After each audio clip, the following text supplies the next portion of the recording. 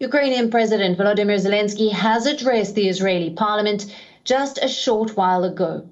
The Ukrainian president has compared the plight of the Ukrainians to that of Jews during the Holocaust. Now, for all the latest on this, let's go across live to WION correspondent Jody Cohen, who is joining us from Tel Aviv. Hello to you, Jody. We've just heard Ukrainian President Volodymyr Zelensky comparing the plight of the Ukrainians to that of Jews during the Holocaust. What are some of the big takeaways from his address to the Knesset? Yes, so as you said, Alison, he's just finished speaking. We've got thousands of people here in Habima Square in Tel Aviv who have braved the cold and come out. On the same day, I have to note that it's one of the largest funerals took place in Israel. So with traffic blocked, with roads blocked, and people have come in their thousands to Habima Square to watch President Zelensky speak live to the Israeli people, to Israeli lawmakers, and also through televisions as well. So really getting his message across to as many people as possible.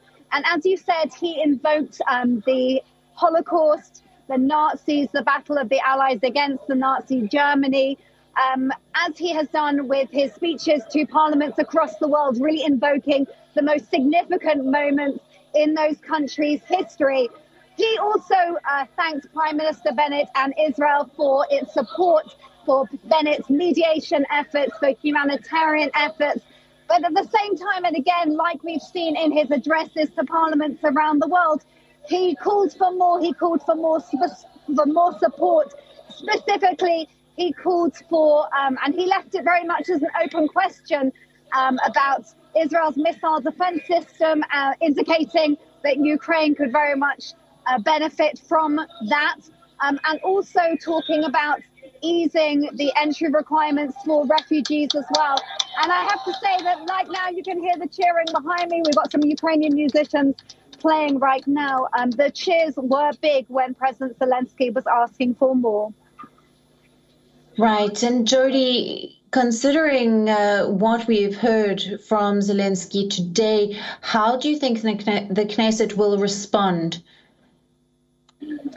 That's a difficult question. I would imagine, like we've seen after President Zelensky has addressed other parliaments and then the governments have gone on to announce more support, I would expect some sort of announcement to follow. We know already that Israel has talks about reportedly opening a field hospital in Ukraine on Tuesday, and that on Monday, Israeli doctors and nurses are going to be flying from Israel to Ukraine to actually staff that hospital on Ukrainian territory.